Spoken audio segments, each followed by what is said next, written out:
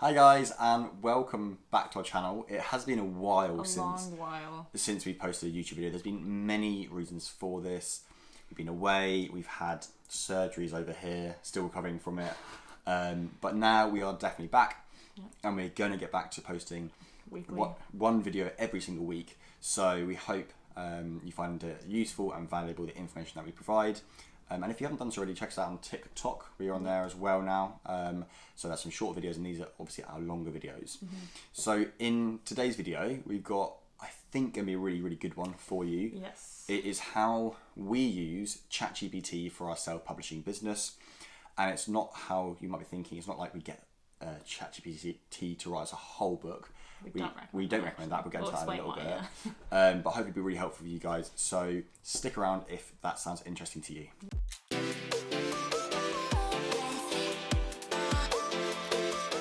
So obviously Chat-GPT came out in was it November? Or they created it back in 2018, but I think it came out officially to the public back in November of last year, roughly. That was 3, Chat-GPT 3. Yeah. And then 3.5 came out. Yeah.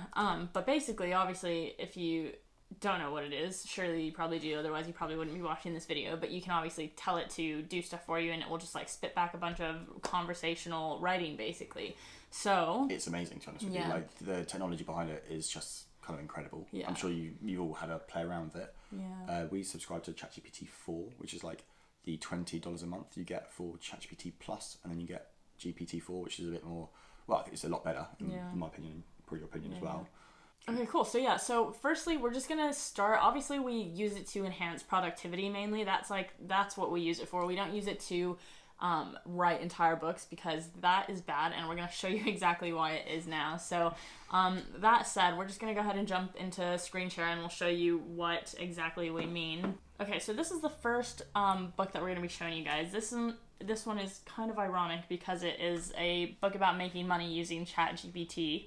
And from the reviews, it appears that is exactly what this person has done, is use ChatGPT to kind of write the whole book. So at a glance, it obviously looks good. It's got a lot of reviews, and it seems to have 4.4 out of 5, which isn't amazing, but it's not bad.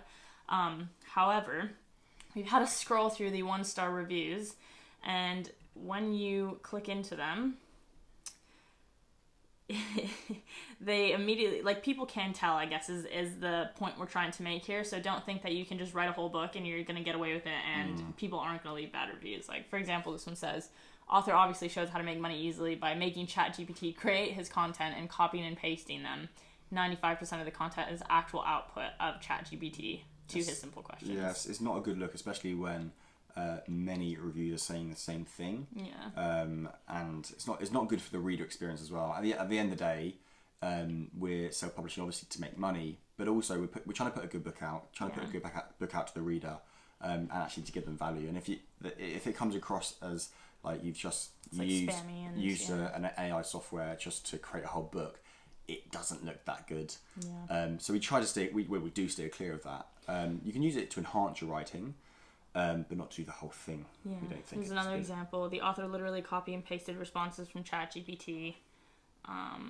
Just a load of example prompts in ChatGPT responses. So people can tell. This book is stuffed with ChatGPT responses. So, it's quite obvious, I think. Perfect. Yeah, and the next one is one that we have come across. So we're actually in this kind of niche as well. It's not our book, but we can kind of just see that it's very much written by AI. And let's just take, which one do we find? For example, this first this paragraph here, it just says, I urge you to take advantage of this guide's information to grow your mushrooms at home. I was hoping you could take advantage of my proven method and make it your own. See you in season. So it's just, we find that it's quite repetitive. And another example again, so this person has put out, this is a different book again, Handbook of ChatGPT, but every single message here, so all of these start with ChatGPT is, ChatGPT can, it can, ChatGPT, which real person is going to write like that, okay? And no human and no experienced ghostwriter / publisher will make something this repetitive and this obviously, if you are going to use that, at the very least, at least change some of the obvious stuff. Yeah. To make it not sound so AI written. Yeah. So it's amazing software, but sometimes it does sound a little bit robotic. Yeah, and to be fair, like it's not that the information in this specific example is bad. Like all of these make sense, but it's just that you can tell it's quite literally robotic and repetitive. So you just want to avoid that, obviously. So with that said, I guess now we're gonna get into how we actually do use ChatGPT and our sort of recommendations with it, so that you can get the most out of it without sounding that obviously written by a robot. As I said, I think has it revolutionised our self-publishing? It's helped us a lot. It's helped us. It's a time saver. As you say, time saver, big productivity time saver, for certain specific key things which we often spent quite a lot of time thinking about and doing, because they require a lot of thinking time. Especially if you're not necessarily like, we're not like creative writers by any means, and a lot of the stuff that we use it for is stuff that would ideally be writing that sounds creative and fun, kind of. So awesome. So we have three things. Yeah, mainly three main things that we use it for: title, idea, inspirations, book descriptions, and book outline inspirations. So if we just dive on into these three, go on, do you want to take it away? Yeah. So this is what the dashboard looks like. This is actually the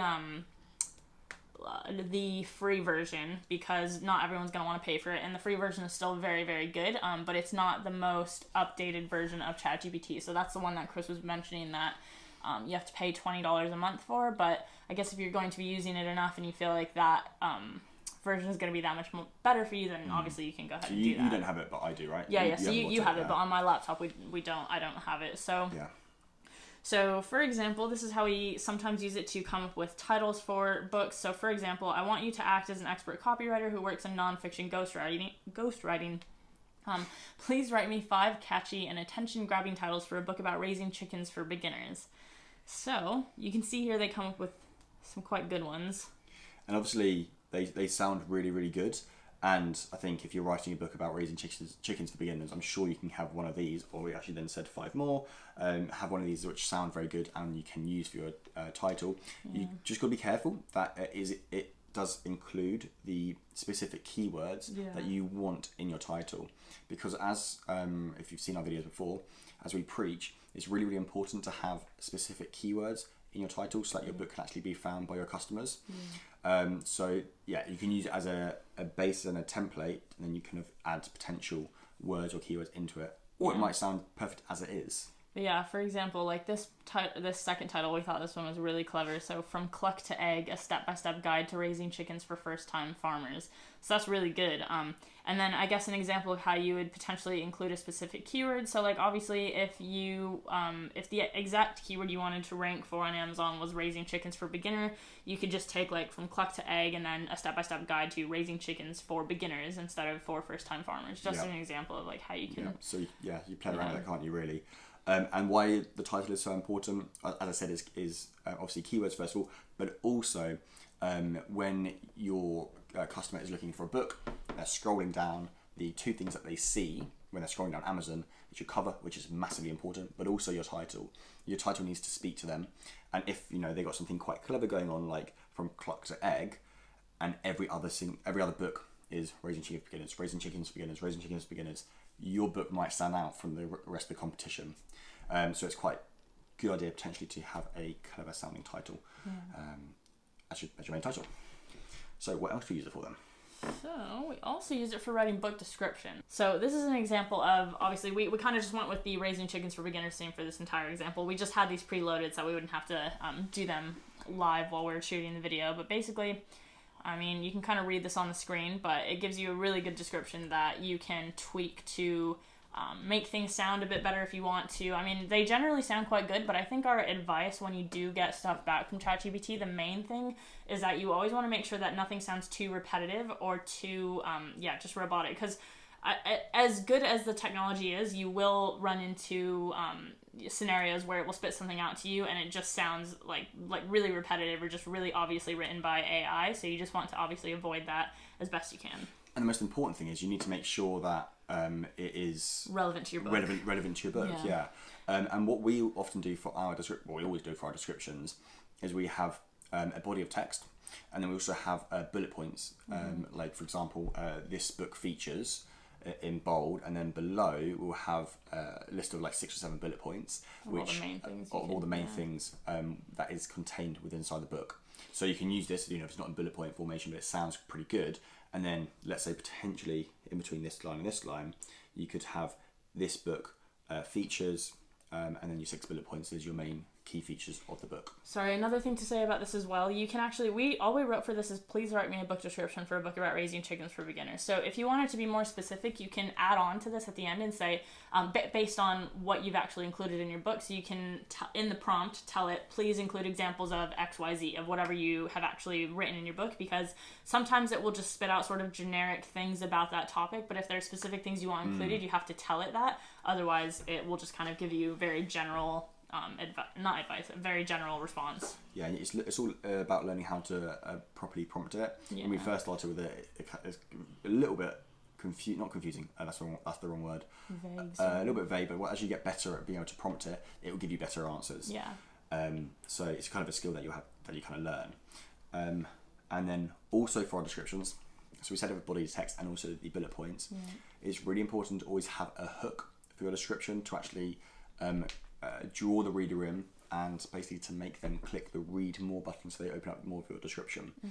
And again, we used to spend a long while thinking of really good, clever hooks for it's really hard if you're not very creative. Yeah.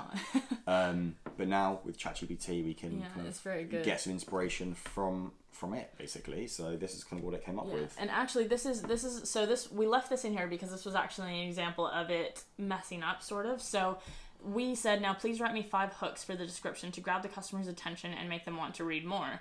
So it spit back, sure, here are 5 potential hooks to grab a customer's attention and entice them to read more about the book. These are not terrible, but they almost seemed more suited to be like a title or a subtitle, like get your click on the ultimate beginner's guide to raising chickens at home. That's not really a hook. That's kind of just like literally it's almost just like a title. So hook's often a question, isn't it? Yeah, and so that we just left this in here to sort of give you an example of how it can mess up, and this is why you should also be careful with it, because it is just technology and it's bound to sort of make mistakes at certain points. So we did it again, and we said, please try again and give me 1-line questions that speak to a person who is new to raising chickens and wants to learn how. And it spit back much better sort of hooks and examples. So you can see with these 5 examples here, let's just take one of them. Curious about chicken raising but not sure where to start. This guide has all the tips and tricks you need to get started. You can you can see how that kind of would entice you in to wanting to read more of the description and find out a bit more about the book. Yeah. And the more, the more people that actually open your description and read it, the higher percentage of people who actually buy your book. So it is really important. So these are some good examples. And honestly, like, this is something you can just go play around with and have fun with and just see what it gives you when you ask it certain questions. Cool. And then, the next thing we did was... I misspelled there. See, luckily, also, it's smart enough to know when you've misspelled things and just pick up what it was. So we said thanks, even though you don't actually have to thank it. But sometimes I always say thank you. I always say thank you, ChatGPT. As if it is a real person. Yeah, have a conversation with it.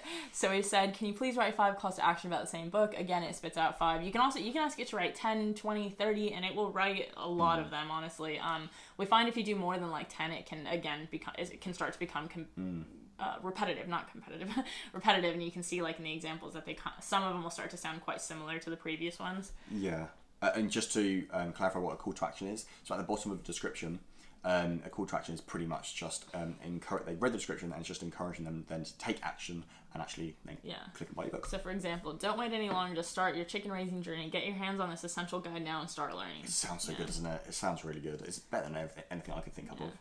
So then the other thing that we do also use it for is for helping with outlines. So again, every time you get something back from Chat-GPT, you always want to check it to make sure. But for example, this has given us a pretty detailed outline for a book about raising chickens. So you can obviously just sort of read through these, but getting started with chicken raising, caring for your chickens, and it gives you all the sections within as well for each chapter. One thing we wanted to say about this as well is you just kind of want to make sure to either give it specific examples of what you want included, or once you get it back, you need to make sure that what it has included makes sense and is sort of consistent with other books in that niche, and also consistent with what you actually want it to include. So, it's a very, very basic outline, and it will just help you think of a logical outline for your book. Yeah. So this is after you've done your, obviously you found a profitable book topic, you've settled on the book topic, and then you're asking for an outline, and then you can add or take away bits from it that you see fit. So you shouldn't just take it and then just go and fill out the rest of your outline. Yeah. You should take it and then try and adapt it and really make sure it makes sense to you. And as we always preach in creating your outlines is looking at other people's books, other publishers, not copying, but looking at, see what they include in their book, what topics they include, what chapters they have, and then try and base your outline around that, and obviously use this as well. So it's really helpful. It will save you a lot of time. But yeah, is there anything else you want to say about that? Just about this, so just to give you guys an example of like how you might want to change it. So this is just giving you a book on raising, an outline for a book on raising chickens for beginners. However, Chris made a good point earlier that not everyone, like depending on what you're sort of going for, some people may be looking to raise chickens solely for the eggs. Maybe they want to like start an egg selling business or something, and other people might want to raise chickens for the meat. So if you were catering towards a like sub niche of people who are specifically doing it for collecting eggs, then you might not necessarily want to include this whole section or chapter about raising chickens for meat. So there's just something, just sort of an example of how you would basically adapt it for what you actually want to write. Yeah, and we won't have time to go into it in this video, but in terms of actually filling your outline out, you want to not just use this and then take it off to a ghostwriter. You want to include all the chapters and then have a really detailed outline, exactly what you want in each chapter, with resources for the ghostwriter to actually look at and use. Yeah. And if you want to use our outline, it's in the description below. This one that we use is a template, so you can use that for your books. Yeah. So yeah, that's kind of how we use it. Yeah. Obviously, we do see people using it to write a whole book. Yeah.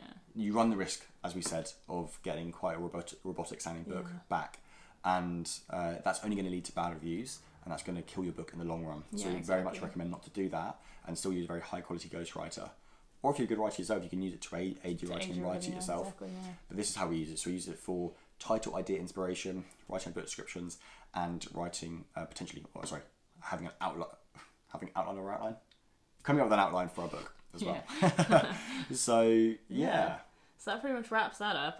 But I mean, yeah, it's a great resource, honestly, now that it's out in the public. And I think the fact of the matter is, when this first came out, I feel like it kind of shocked a lot of people, and it just feels very foreign to us because it's like the first thing sort of like it. And I think the thing is with stuff like this, you just kind of have to keep on adapting with the way the online world changes, because otherwise you're going to get left behind. So it's a great way to utilize it for your business and improve your productivity and stuff. So yeah, we definitely think it's a great tool when used correctly. Nothing else at all. Hope that's helpful, guys. And if you are self-publishing or you're wanting to get into it, then do play around with it, do use it, see if we can help you out. And if you have any ideas of any potential YouTube videos that you want us to cover, any topics you want us to cover, do leave comments in the description, in the comments below, so we can have a look at them and base our next videos around them. And yet, obviously, don't forget to like and subscribe. And as I said at the beginning, we're going to be bringing videos every single week about self-publishing.